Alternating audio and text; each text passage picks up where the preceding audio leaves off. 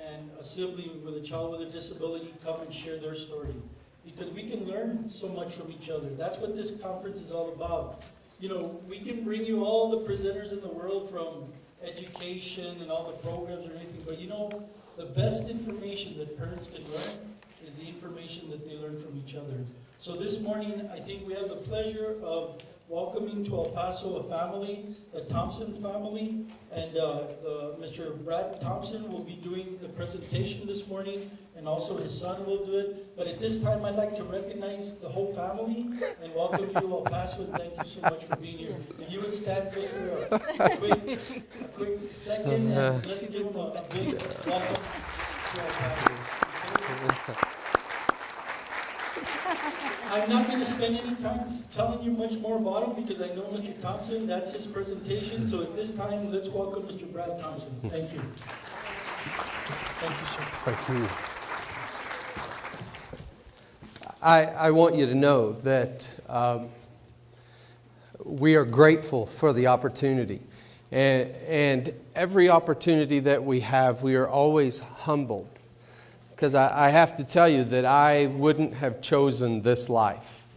I would have never chosen to have a child with a special need or a disability. And yet, 22 years ago, Haley showed up in my life. And because of that, I've learned some of the most important lessons that there are to learn in life. One of the things that Haley has taught me to do is how to love people. Because she loves everyone. If you see her today and you don't get a hug from her, it will be because you didn't let her, not because she didn't want to. I've learned how to forgive from Haley. Haley will say it's okay before you can get I'm sorry out of your mouth.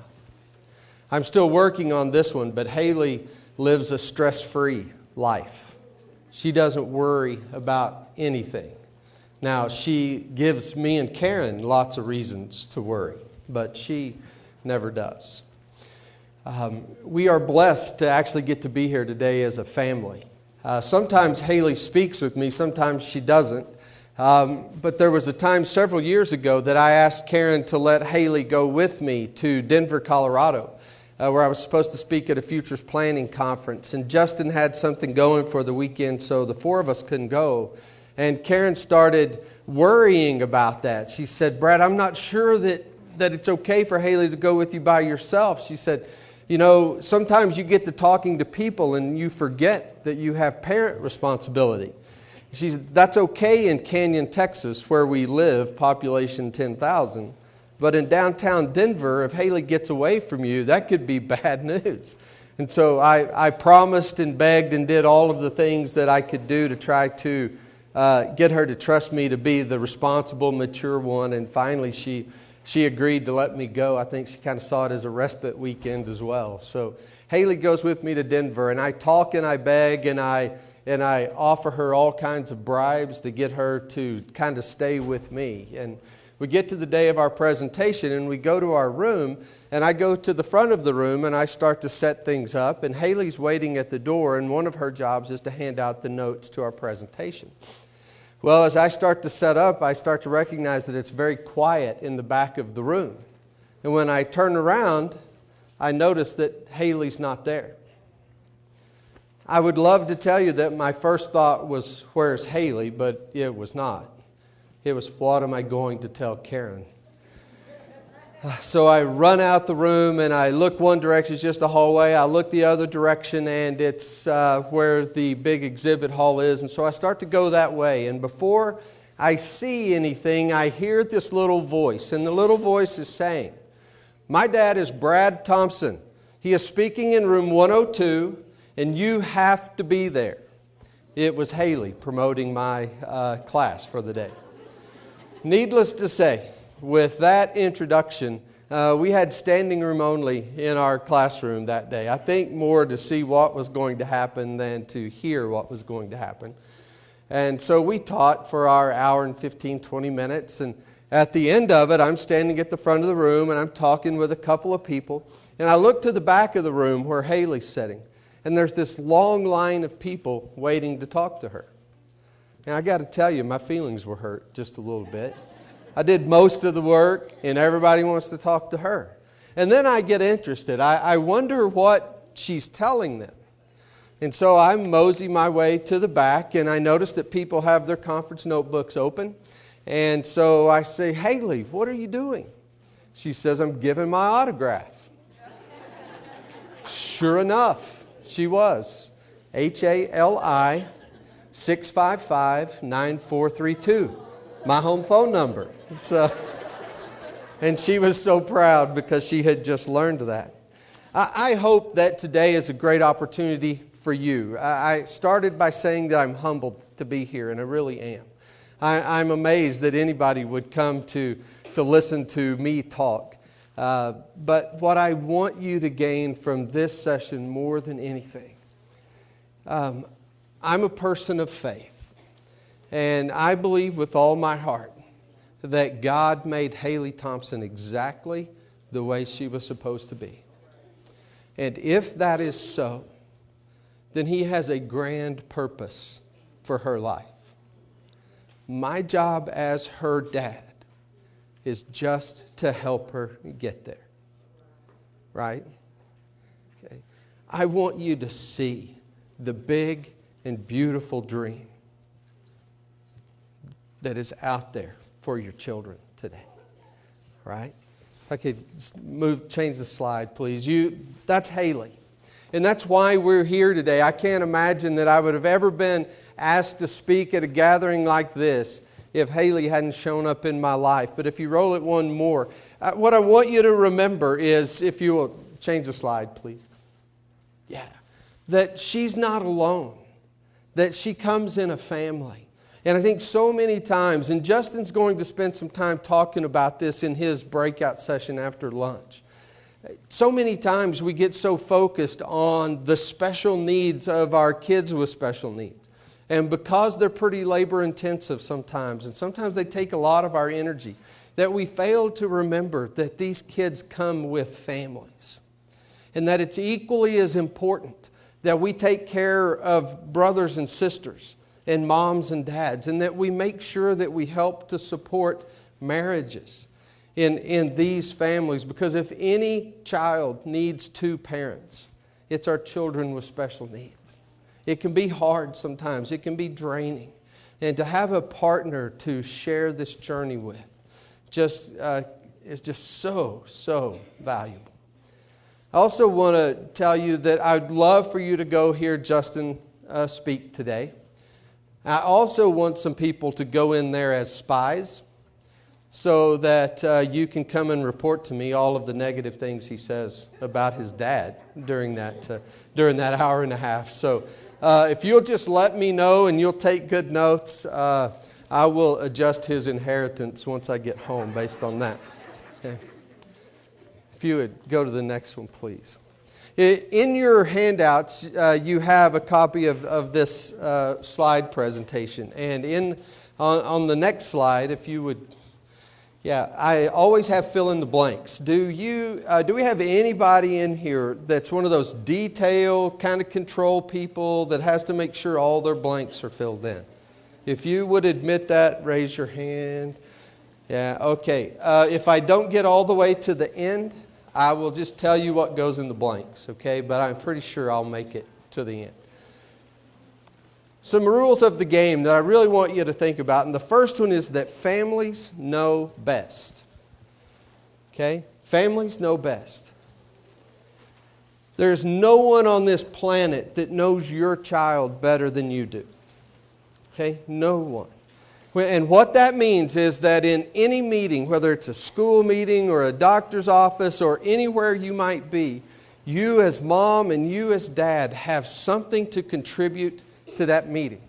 Okay? Now, I know that there can be times when that's very intimidating, that you're sitting in rooms full of people and maybe they have lots of formal education and all of those things, but they don't know your child like you do. And so we want you to be encouraged to share what you know, because you have pieces of the puzzle. Karen and I have pieces of Haley's puzzle that no one else has. And without our comfort and willingness and ability to share those pieces.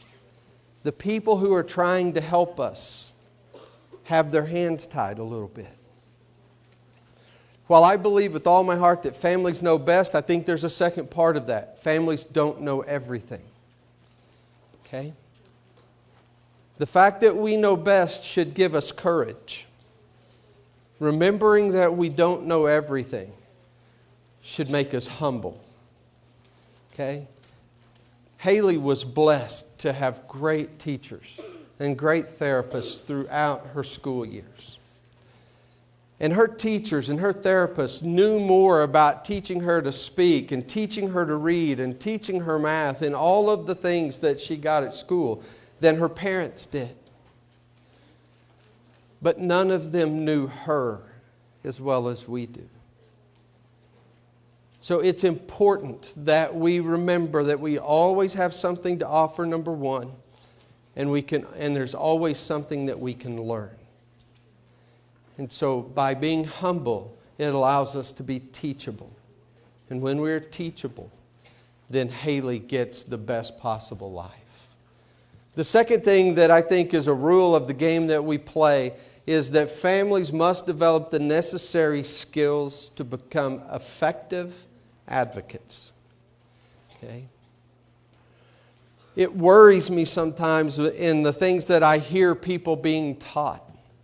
I can remember being at a different conference and riding the elevator with a lady who was asking me about what I was doing, which is parent advocacy at that conference. And she said, well, my parent advocacy class is simple. She said, I just tell them to get a lawyer and take them with her. And I said, I'm going to agree to disagree with you on that. Because I think the key to our kids getting the best possible service is for us to build good, healthy, positive relationships with the people that are working with them. Now, I can always fight. And the thing that I know is that if I go looking for a fight, I will always find one, right? How many of you are tired of that? How many of you just get tired of having to fight? What if we had eyes to see how many people are out there who want to help us? Not because the law says they have to. Not because you've threatened them with a lawsuit. But simply because they just love kids like yours.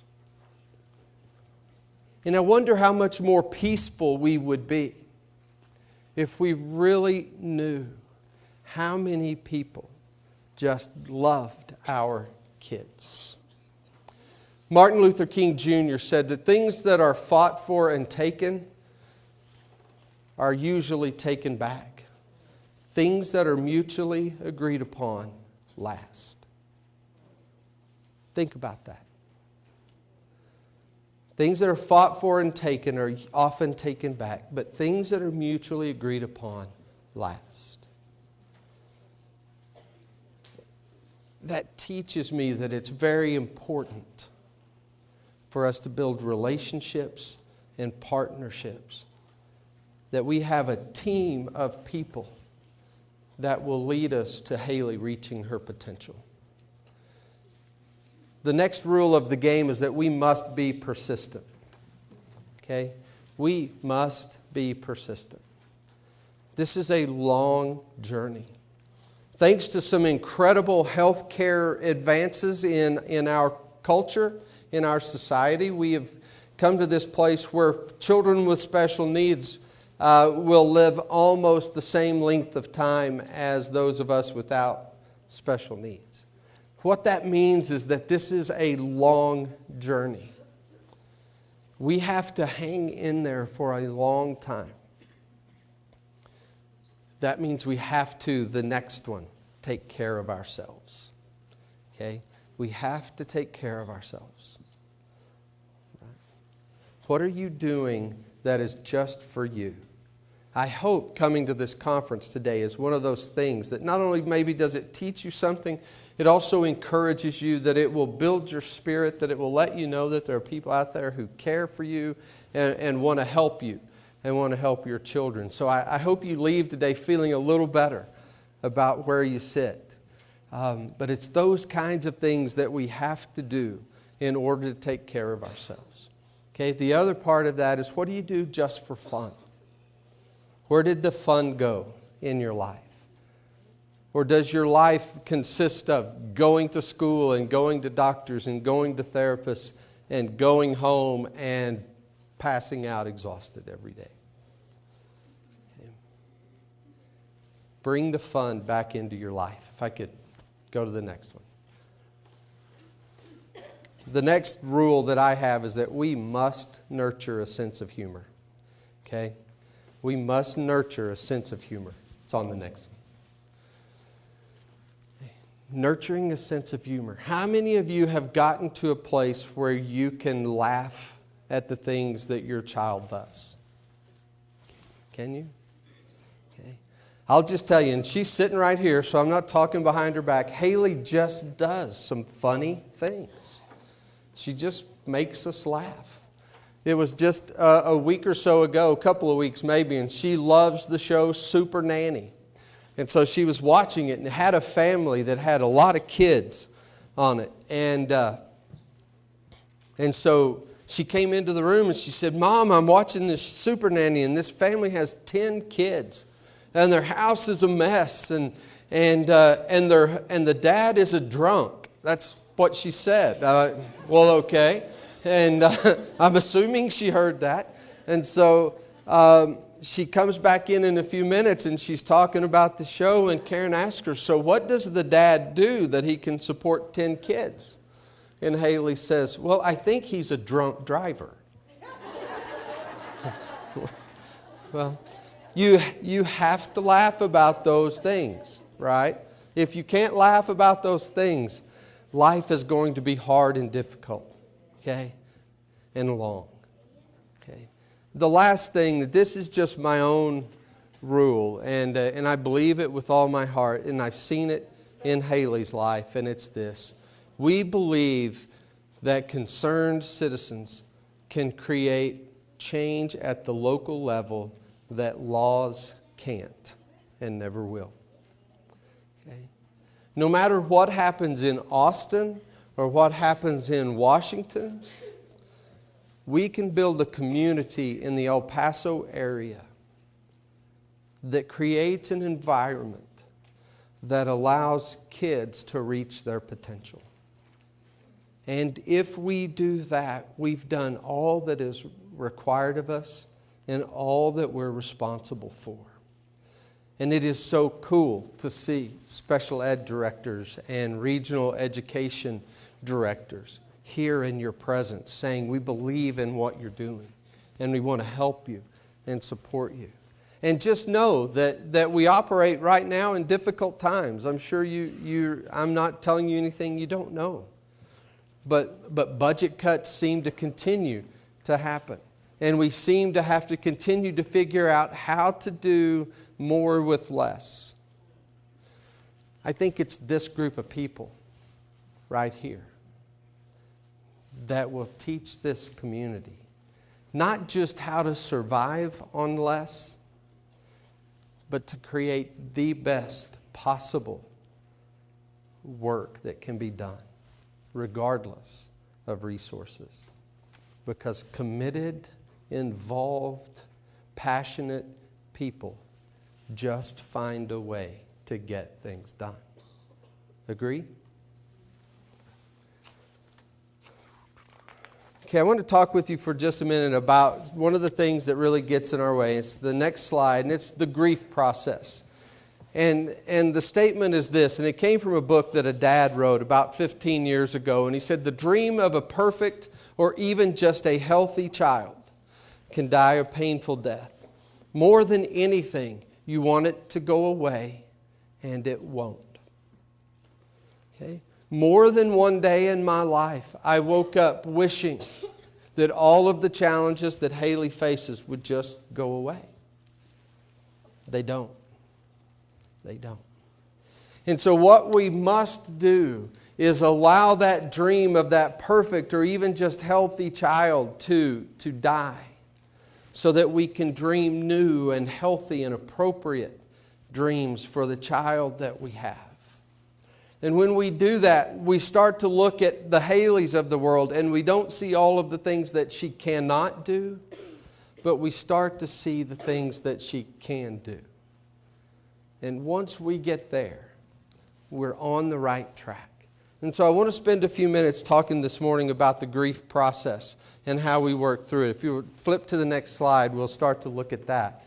The first stage, and I'm going to combine two things, and you don't really care about these terms necessarily, but we're going to look at the emotions of the grief process as well as what is called the stages of adaptation. And while I don't care about the word, it's important because it's realistic. It's the way that we move through life.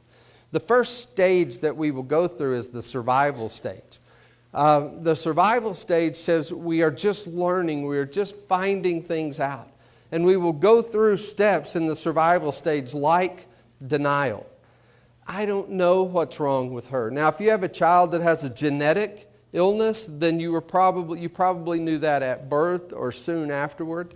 And so you didn't have to deal with a lot of questions about, well, is there something wrong or is there not?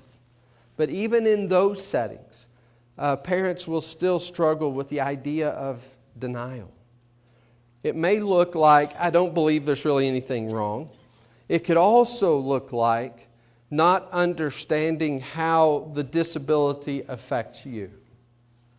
I will tell you that 15 years ago, I would have told, yes, my daughter has a disability. She has multiple issues from seizures to developmental or cognitive delays to Chiari malformation. The list is pretty long. And I could tell you all those things, and I wasn't in denial of how it affected her, but I was very much in denial in how it affected me and how it affected my family.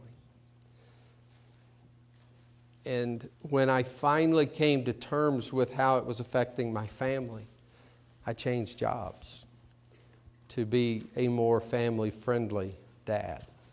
Okay. When we move through the denial, the next thing we will see is anxiety.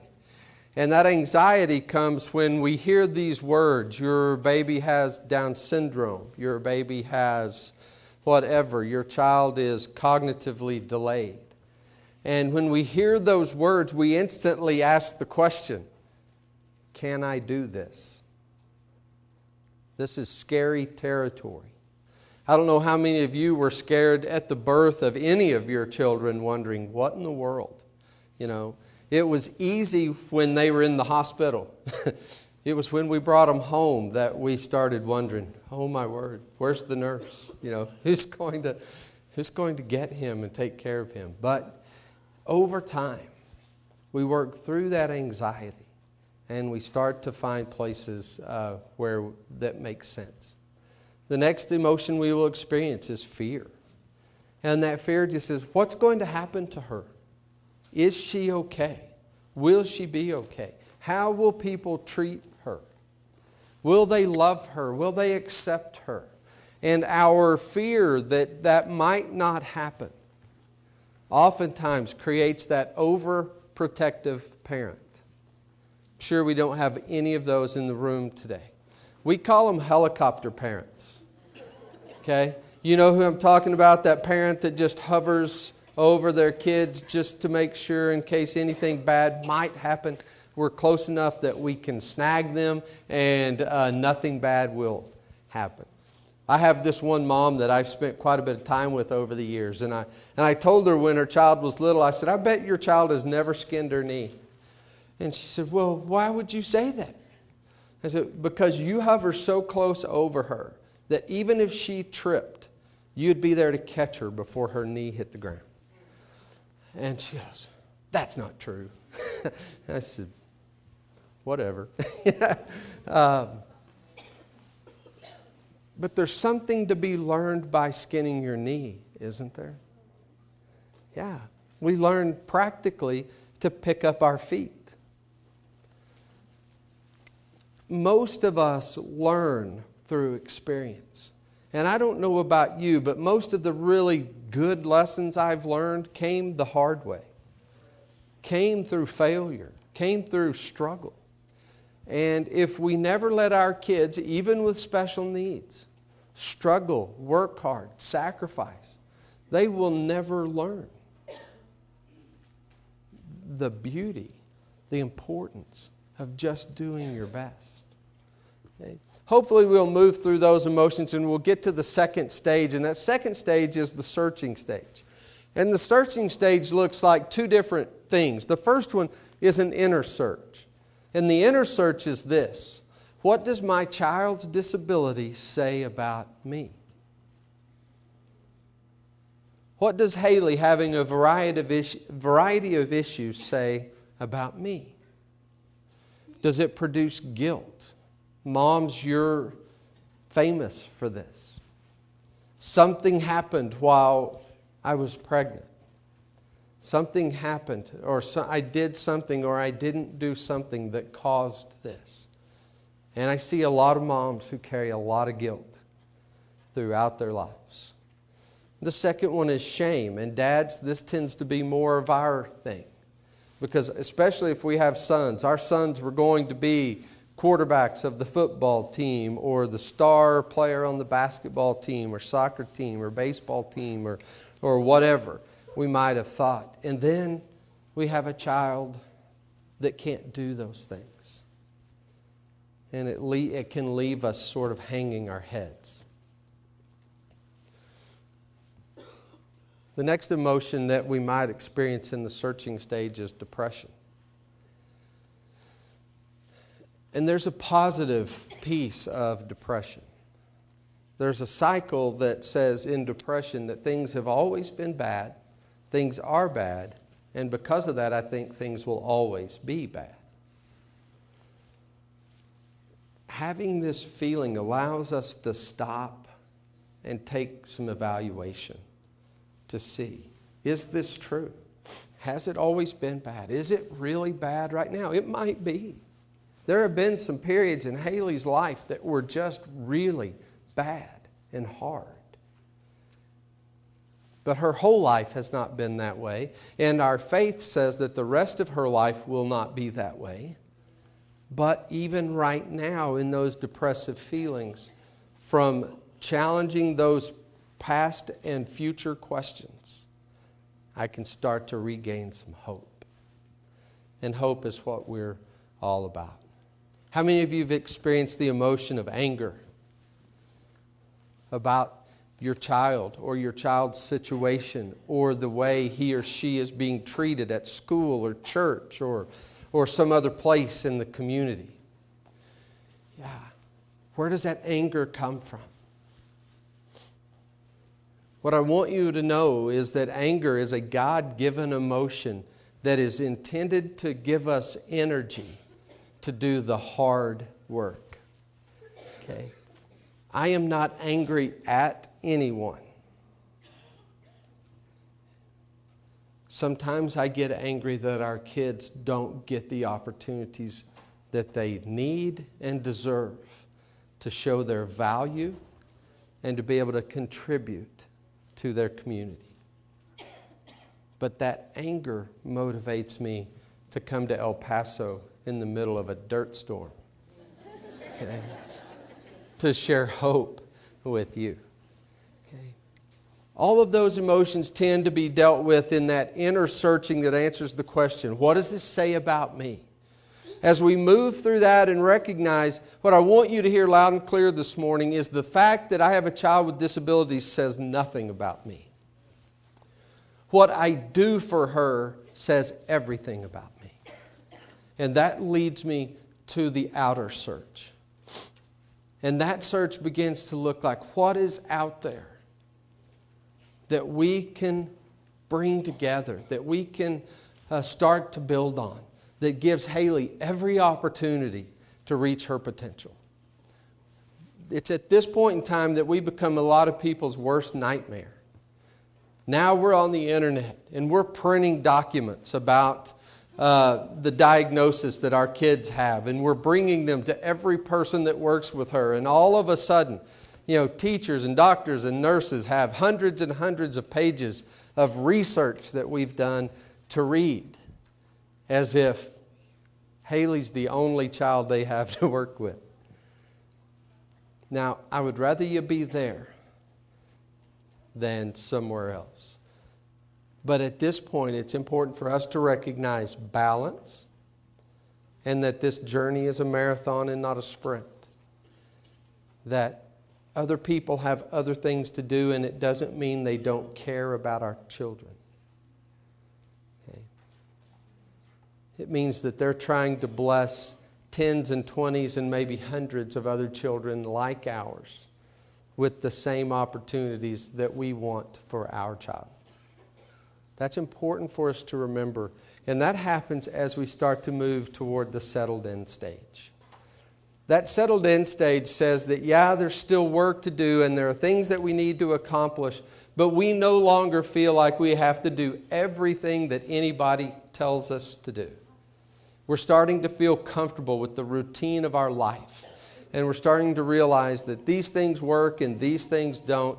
And these things move her toward her goal and these things don't. And so we can start to weed out some of the to-do list. What I want to tell you about that and tell you briefly is that too many of our families, once they receive a diagnosis that says their child's not going to be quote-unquote normal or typically developing or whatever the term you want to use, when that initial dream that we just had sort of generically for our kids goes away, most families that I deal with do not replace it with a new and healthy and appropriate dream. I know if your child's 1 or 2 or 5, it's hard to imagine what they're going to do in adulthood. But it's really important. It's really important that we start to look with a long-term vision that says, my child's going to be an adult someday. What do I want them to do? What do I want them to be doing? I am thrilled to tell you that today at 22 years old, Haley has moved on from high school and she has gone through a college program at West Texas A&M that the Haley Project started about 12 years ago. And in May of this year, she will walk across the stage with all of her other peers as graduates of West Texas A&M. Okay? That is, clap for her.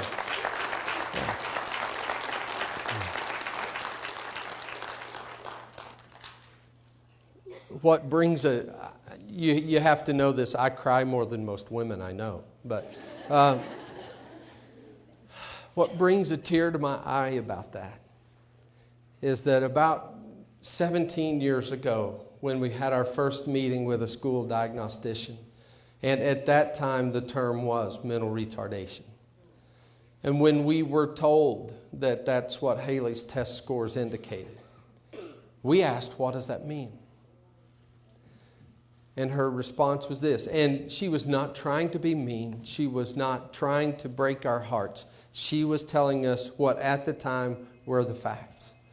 She said, well, what that means is she will probably never leave home, she will probably never get married, and she'll never go to college. When you hear those things about your child, it really tears up a lot of the dreams that we had early, right? Though that was a dream-crushing statement. Like I said, she wasn't intending to. She was just trying to paint a picture of reality that would allow us to create healthy, normal, typical life settings for Haley and not continue to get our hearts broken with dreams that were unrealistic. Haley may never leave my house, and she may never get married, but she's going to graduate from college. And that's good enough for us right now.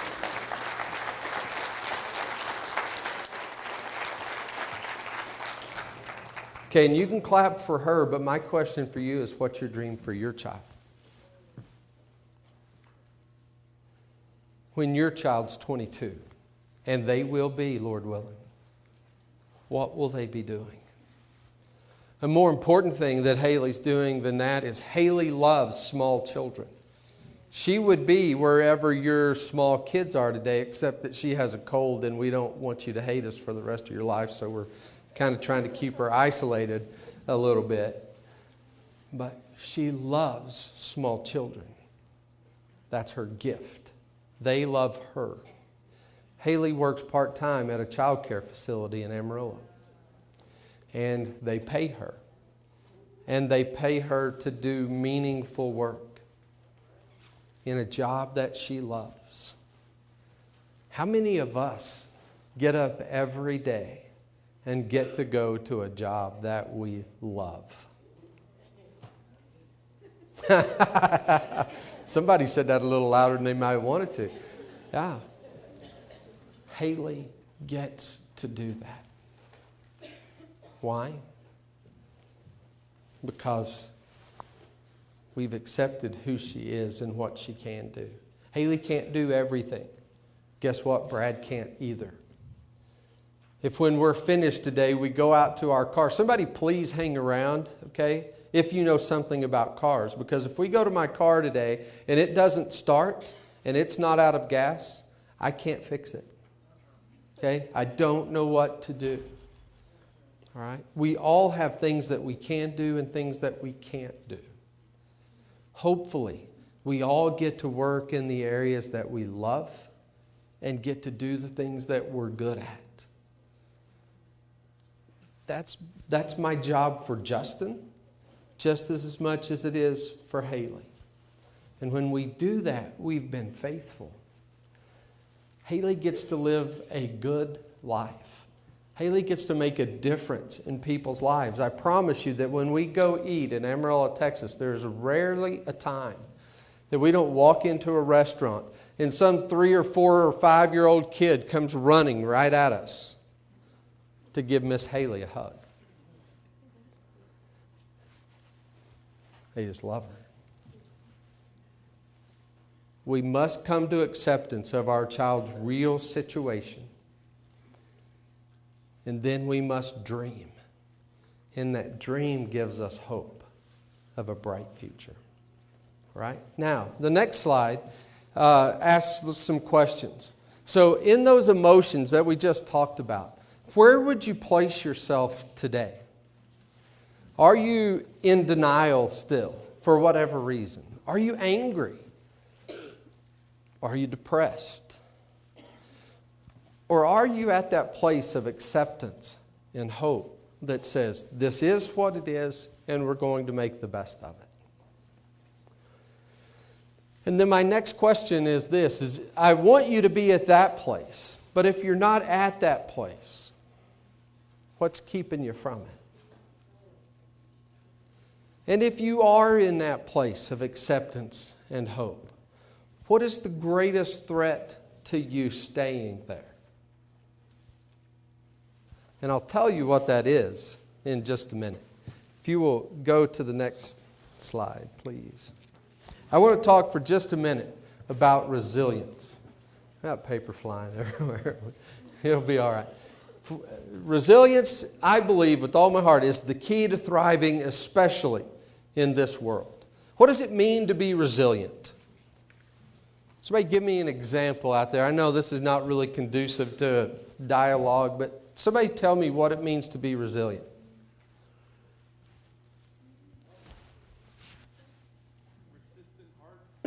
Okay, resistant, hard, yeah. Okay. What is something that you use maybe on a daily basis that reflects resilience? What does a rubber band do? It stretches and then it pops back. What happens when after a while you've stretched that rubber band and stretched that rubber band and stretched it until what happens to it? It stops bouncing back, right? It loses its resilience. Resilience defined as the ability to cope successfully in the face of significant adversity and to learn new skills from that adversity. That's the Webster's Dictionary definition.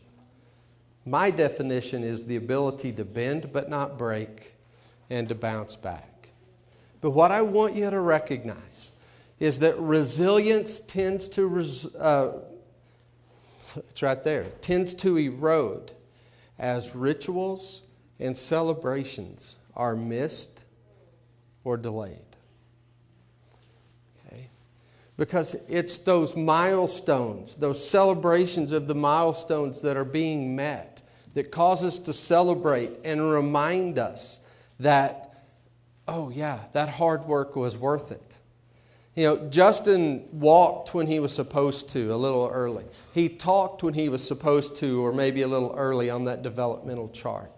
And so while we were excited because he did those things, I'll just tell you, we didn't celebrate near as much for him as we did when after 2, Haley finally started talking. That when she was a year past when all of her other peers were walking, that she finally walked. Now I'll tell you, when it comes to the talking part, when she finally started, it's like the flip switch, or the switch flipped, and we haven't found out how to turn it off yet. So she has more than caught up for that slow start as far as talking goes. And we really wouldn't have it any other way. All of you know a song that is a very practical example of resilience. And I don't sing, so I'm going to need your help. If you go to the next slide, the Itsy Bitsy Spider. How many of you know that song? Okay. How many of you not only know the song, but you know the hand motions that go with it? Are you ready? Okay. Ready? Go something like this. Ready? The itsy bitsy spider went up the water spout.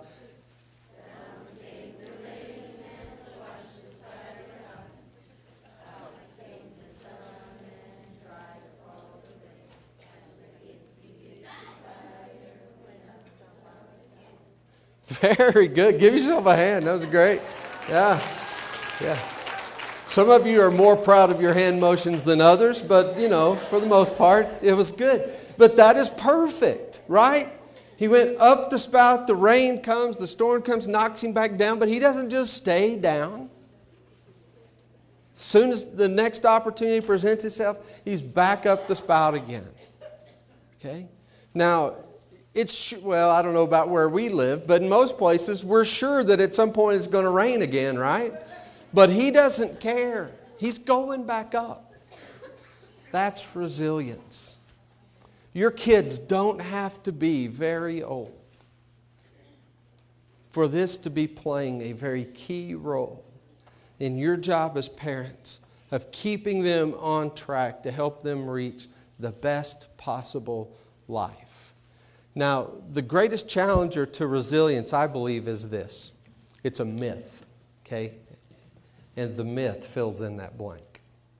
Okay. How many of you lived by this? I won't have a child with special needs. How many of you ever thought you would? One.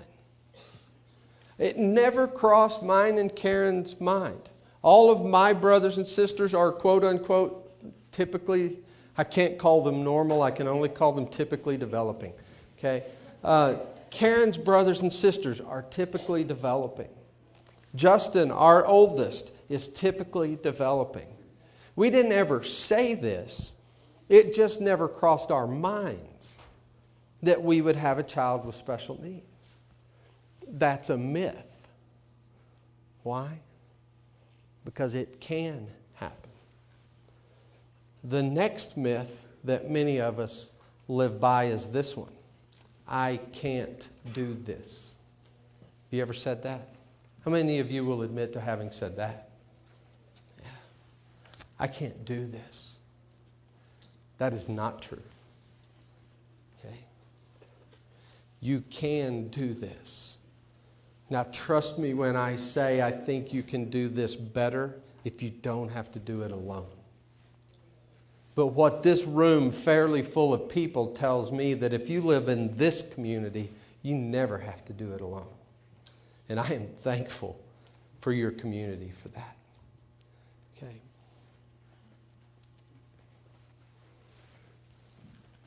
How many of you have a little control issue running through you?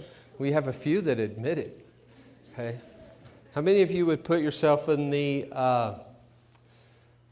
category of control freak? I still had a few. Wow, that's insight. That's good. One of the things that we need to know is that I'll get to your control issue on the next slide. But what we need to know about the myth is that it may not be true. Okay? The two that we talked about, it'll never happen to me and I can't do this, they are not true. You can do this and it can happen to us. And you can still find a life that is amazingly good, even though this has occurred. If you'll go to the next slide, there are a couple things. 5 after 10. Okay, I'm going to hurry. If you're a control freak, here's the thing that I want you to think about. Having a child with special needs demands that we say yes in the midst of saying no. What do I mean by that? Here's what I mean. Even at 22, if things could be different for Haley, I would say yes to that. But what I want you to know is that at 22, wanting things to be different for her are about her now and not about me. I'm fine with who Haley is. I'm thankful for who Haley is, and I'm grateful for all of the things that I have learned, maybe because Haley is who she is. But if there were something out there that could take away the pain that she experiences and take away the challenges that she faces, I would do it. But I'm going to say yes to every day in spite of the fact that I wish it was different. Does that make sense? It's saying yes in the midst of saying no. And then for you control people, don't get stuck in the this is not the way it's supposed to be. Okay? You are right. It is not the way it's supposed to be. But it is what it is. My wife is a very detailed person. She's a very planned, organized person. And it was a couple of years ago, and we were headed to a retreat just outside of Calgary, Alberta, Canada.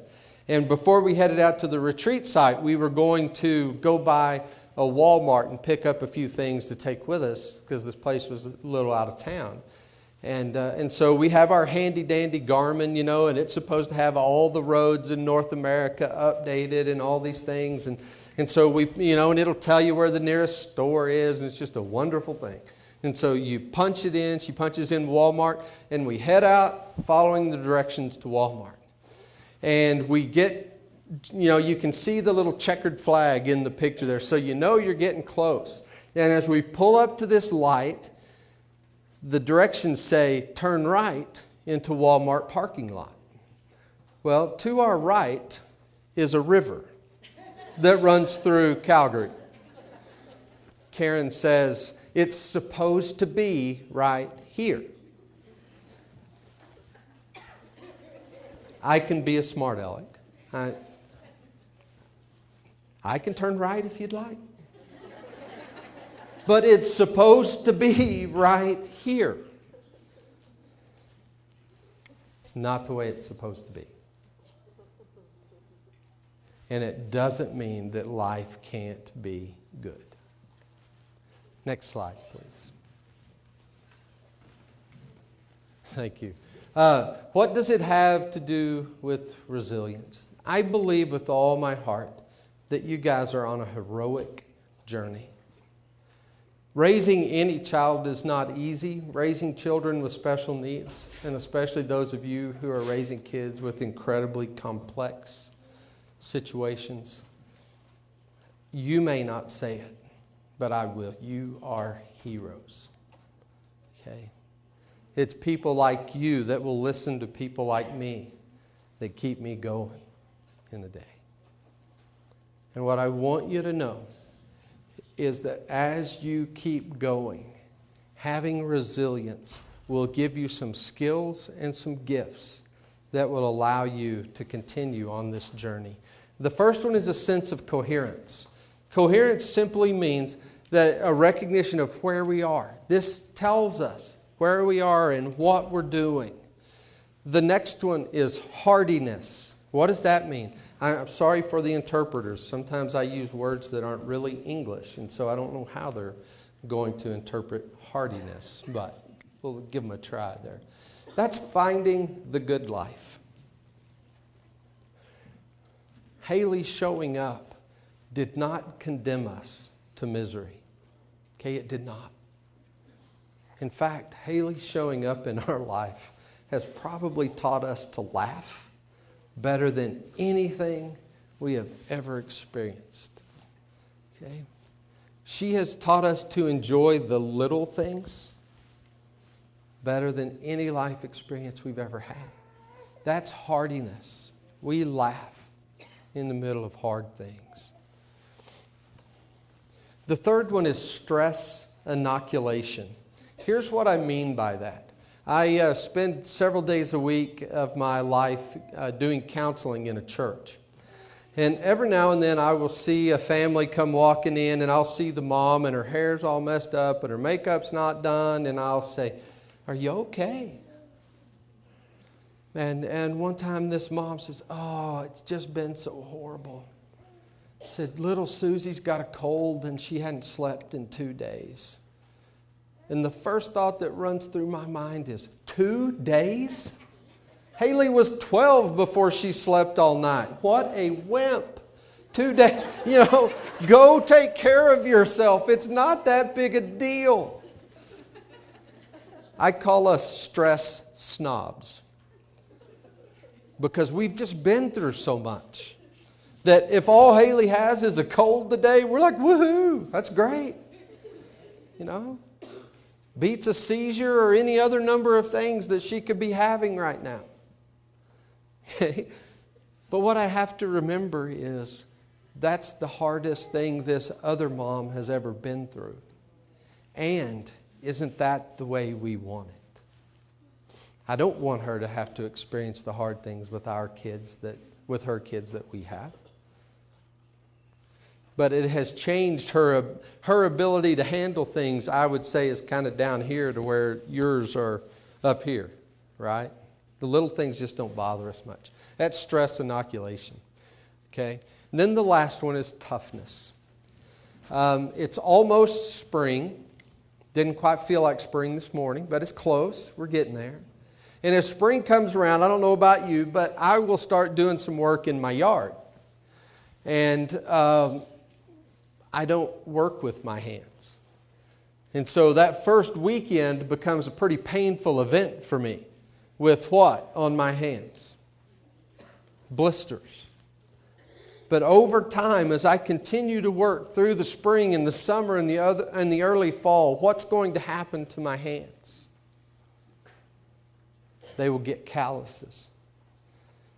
My hands will toughen to the job that I have to do, right? It happens for us.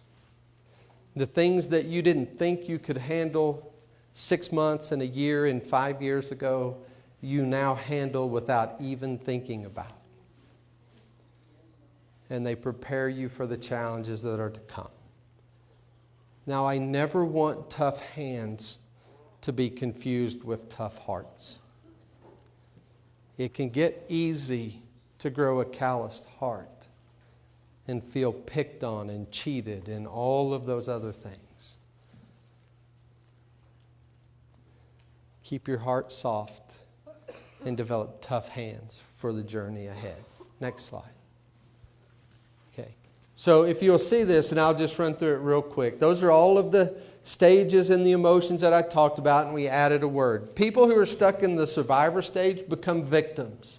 And all that means is that a victim, by definition, means that they have no control over what happens to them. Okay? That makes for a great excuse when life doesn't go well, but I'm not interested in excuses.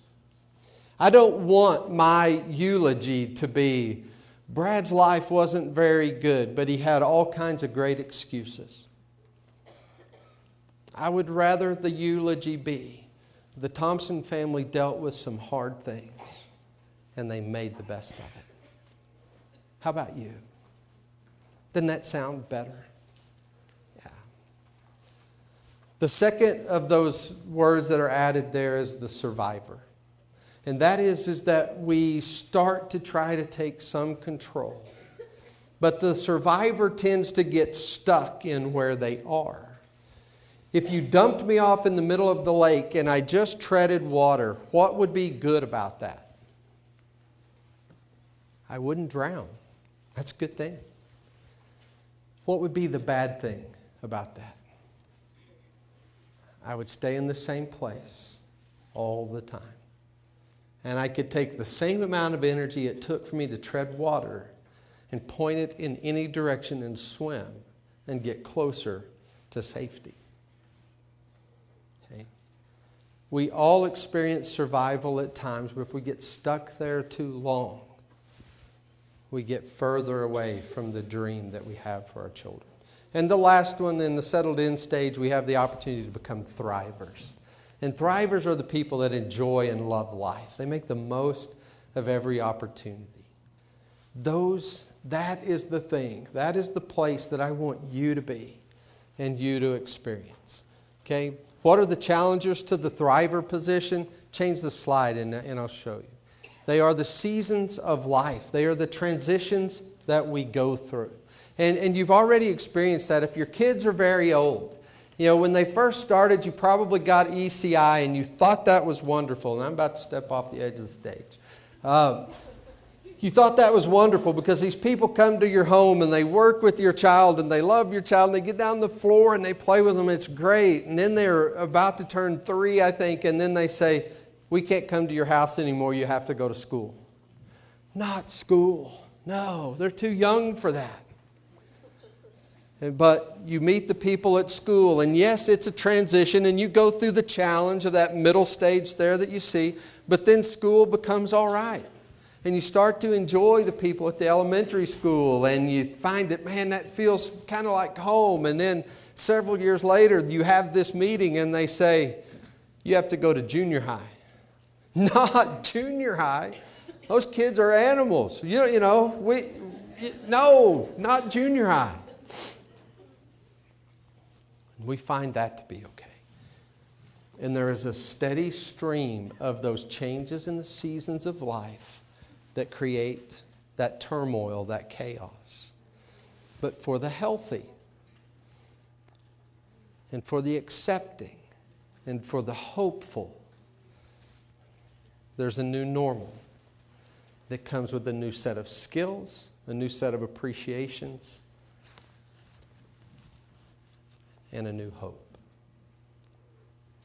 As you came in this morning, you got a piece of paper that had this black thing on it. That's called a labyrinth. Okay, and here's what I want you to do, and then I will be done. And I'm sorry, I'm a couple minutes over. I want you to start. There should be an entrance point into the labyrinth, either at the top or the bottom, depending on how you're holding the paper. Okay? And I want you to get to the middle. Okay? I want you to get to the middle. Ready? Go.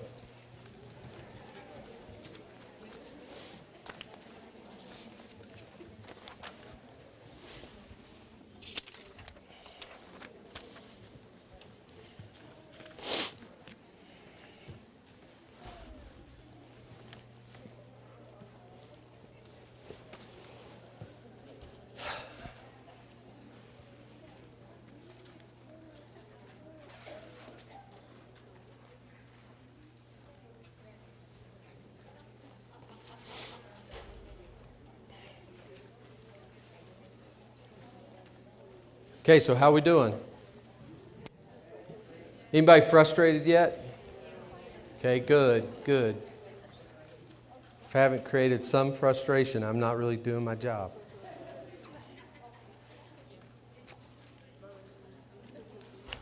Anybody finished? Anybody cheat? Okay. Because we're running short on time and I'm cutting into your break, and I'm sure you'd all like to get up for a minute. There are a couple of things that I want you to learn from that. I think the lesson of the Labyrinth fits so closely with the life of families raising kids with special needs. It wasn't 3 seconds into your journey on that piece of paper that you were real close to the center, right? And you thought, oh man, this is a piece of cake, nothing to it. And you make about 2 turns with your pencil and you find yourself on the very outside. Sounds just like a transition to me. But if we keep going, we'll get close again, only to find ourselves back on the outside. But if we keep going and keep going and keep going, eventually we find ourselves in the middle. Here's the beauty of a labyrinth. The only way you cannot make it to the end is to quit. There are no tricks. There are no dead ends. There's just one really windy path. Okay? And what I want to tell you today is this. The only way that you can fail as a parent is to quit. Okay? I know it's hard. I've lived 22 years of it. Some of you have lived more than that. But when you don't quit, when you hang in there, and you find joy, and you find some peace, and you find some hope, what you get to at the end of the day, at the end of the month, at the end of the year, is a child who's moving closer to having realistic dreams come true. When we have done that, we have been faithful. I want to tell you, faithfulness is all that is required. Thank you, and God bless you.